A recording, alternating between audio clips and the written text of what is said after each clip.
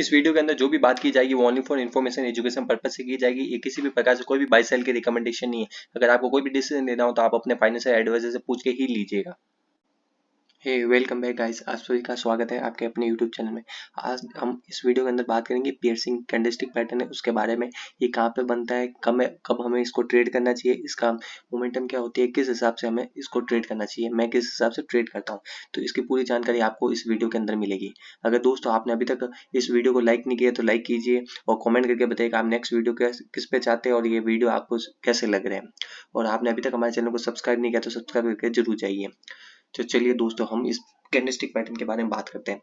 तो ये जो कैंडलस्टिक पैटर्न है ये हमेशा इस चीज का ध्यान रखिएगा, ये डाउन ट्रेंड में बनता है। जब कोई भी स्टॉक या इंडेक्स कंटिन्यू गिरते हुए आता है और जब ये गिरता हुआ आता है और नेक्स्ट जो कैंडल होती है वो गैप डाउन ओपन होती है। इस चीज का ध्यान रखिएगा, गैप डाउन ओपन होती है पिछली कैंडल से और वहां पे बाहर होते हैं, वो एक्टिव हो जाते हैं और इस कैंडल को लगभग प्रीवियस कैंडल से 50% या उसके ऊपर लाके क्लोज कर देते हैं। तो हम इसको पियर्सिंग पैटर्न बोलते हैं। इस चीज का ध्यान रखिएगा।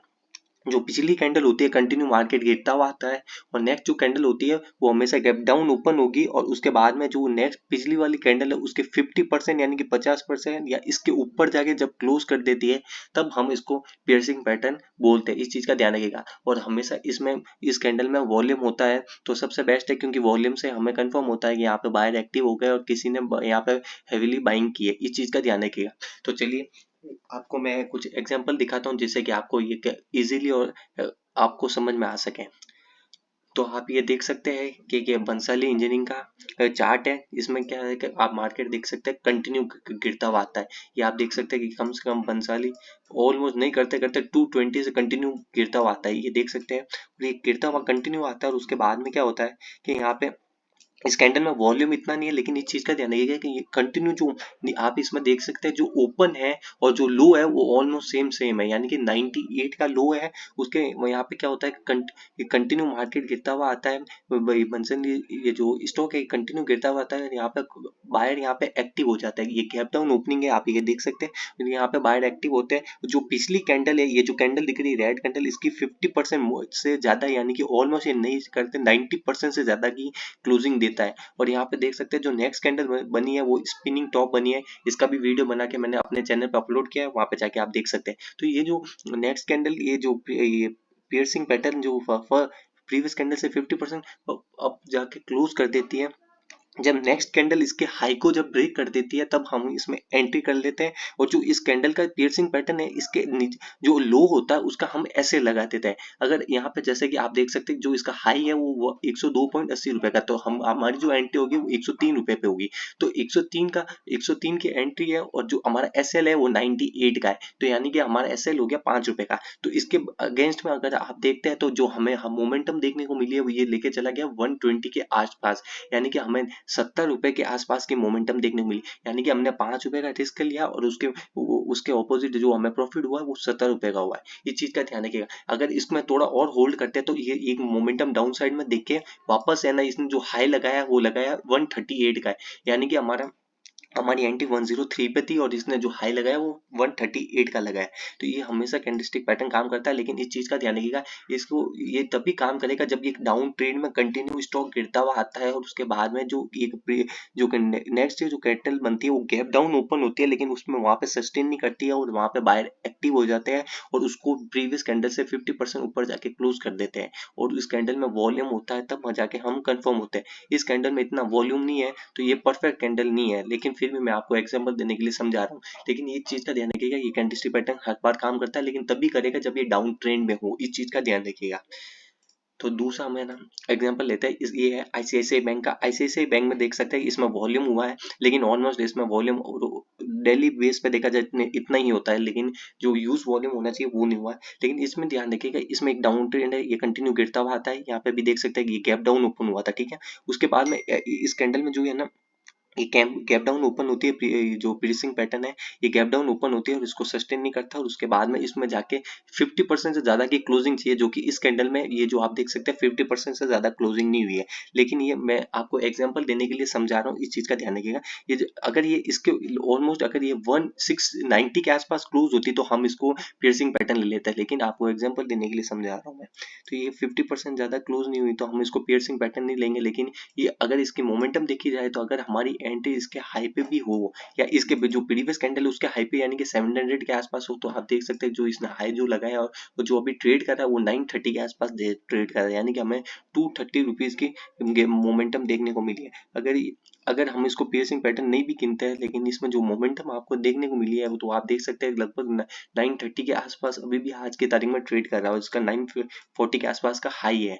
तो ये कैंडलस्टिक पैटर्न हर बार काम करता है, लेकिन इस चीज का ध्यान रखिएगा कि ये हमेशा डाउन ट्रेंड में काम करेगा, क्योंकि ये कंटिन्यू यहाँ से 760 के आसपास से कंटिन्यू गिरता हुआ आया है। इसने जो लो लगाया वो 670 का लगाया, यानी कि 90 रुपीज के आसपास की डाउनफॉल गिरने के बाद ये कैंडलस्टिक पैटर्न बना। तो इसमें मोमेंटम जो हमें देखने को मिली वो आप देख सकते हैं।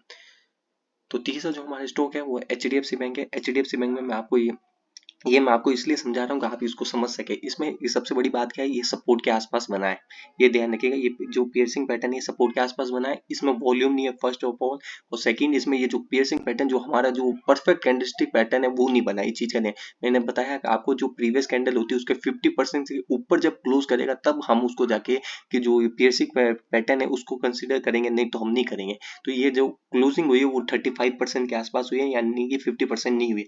लेकिन आपको एग्जाम्पल देने के लिए समझा रहा हूँ कि इसमें आप देखिए कि ये जब है ना, ये यहाँ पे इसका सपोर्ट एरिया है HDFC बैंक का, ठीक है ना। ये 1270 से 80 का सपोर्ट एरिया है। इसके नीचे ओपन होता है लेकिन इसको सस्टेन नहीं करता और ये इसके ऊपर जाके क्लोज कर देता है। तो नेक्स्ट डे जब इसके हाई को गैप अप ओपन होकर हाई ब्रेक कर देता है और उसके बाद में जो मोमेंटम मिलती है वो आप देख सकते हैं कि ये लगभग 1630 के आसपास चला गया। तो ये मैं आपको एग्जाम्पल देने के लिए समझा रहा हूँ कि अगर और कोई स्टॉक अगर सपोर्ट के आसपास जा रहा हो और वहां पे गैप डाउन ओपन होता है और उसको सस्टेन नहीं कर पाता है और ऊपर जाके क्लोज कर देता है, तो अब 50% ऊपर करता है तो पियर्सिंग पैटर्न होता है। अगर उसके नीचे भी क्लोज करता है तो इस चीज का ध्यान रखिएगा, अगर वो सपोर्ट के आसपास है और अगर हमें कोई कंफर्मेशन मिलती है तो हम उसको वहां पे भी ट्रेड ले सकते हैं। अगर यहाँ पे भी हम इसको पियर्सिंग पैटर्न नहीं भी मानते हैं, क्योंकि एक्चुअली 50% ऊपर होती तो मानते हैं, लेकिन फिर भी इसमें आपको मोमेंटम देखते हैं तो आपको अगर फर्स्ट मोमेंटम भी देखी जाए तो 1410 की मिली है। इस चीज का ध्यान रखिएगा, यानी कि 120 पॉइंट से भी ज्यादा की मोमेंटम देखने को मिली है। और चौथा जो हमारा स्टॉक है वो टाटा कंज्यूमर है। टाटा कंज्यूमर में आप देख सकते हैं ये कंटिन्यू गिरता हुआ आता है, वापस एक अप साइड में जाता है और वापस गिरता है। उसके बाद में ये आप देख सकते हैं ये गैप डाउन ओपन होता है और प्रीवियस कैंडल से ऊपर यानी 50% से ज्यादा क्लोज करता है, यानी कि ऑलमोस्ट 90% के आसपास इसने क्लोजिंग दी है। इसमें वॉल्यूम नहीं है, लेकिन आप इसमें मोमेंटम देखेंगे तो ये ऑलमोस्ट जो अपना प्रीवियस जहां से गिरना चालू हुआ उसके आसपास चला जाता है। अगर हम इसके हाई के ऊपर भी एंट्री लेते हैं यानी कि 723 के ऊपर भी 725 गिन लीजिए, अगर उसके भी ऊपर एंट्री लेते हैं तो हमें मोमेंटम देखने को मिली 825, यानी कि 100 रुपए की हमें मोमेंटम देखने को मिली है। ये चीज का ध्यान रखिएगा, ये हमेशा डाउन ट्रेंड में काम करता है। ये टाटा कंज्यूमर कंटिन्यू गिरता हुआ था, वापस एक अप साइड में जाता है और वापस नीचे गिरता है, और सडनली क्या होता है कि यहाँ पे गैप डाउन ओपन होता है लेकिन यहाँ पे सस्टेन नहीं कर पाता और यहाँ पे बायर एक्टिव हो जाते हैं एग्रेसिवली और यहाँ पे इसको जाके 50% से ऊपर जाके क्लोज कर देते हैं। तब हम इसको फिर है ना पियर्सिंग पैटर्न है वो कंसीडर करते हैं। लेकिन इस चीज का ध्यान रखिएगा इसमें वॉल्यूम नहीं है, अगर ये वॉल्यूम होता तो ये परफेक्ट कैंडल बन जाती, लेकिन इसमें वॉल्यूम नहीं होने के कारण परफेक्ट कैंडल हम इसको कंसीडर नहीं करेंगे। इस चीज का ध्यान रखिएगा। तो जो मैं जिस हिसाब से ट्रेड करता हूँ पियर्सिंग पैटर्न को वो मैंने आपके साथ एक्सप्लेन कर दिया है कि हम किस कैंडल को पियर्सिंग पैटर्न और किसको पियर्सिंग पैटर्न कंसीडर नहीं कर सकते। मैंने आपको दोनों एग्जांपल देके बता दिया है। अगर दोस्तों आपको ये वीडियो पसंद आता है तो वीडियो को लाइक कीजिए, कमेंट करके बताइए आपको वीडियो कैसा लगा। अगर आपने अभी तक हमारे चैनल को सब्सक्राइब नहीं किया तो सब्सक्राइब करके जरूर जाइए, और आप नेक्स्ट वीडियो किस पर चाहते हैं वो भी कमेंट करके जरूर बताइए। Thank you for watching my video.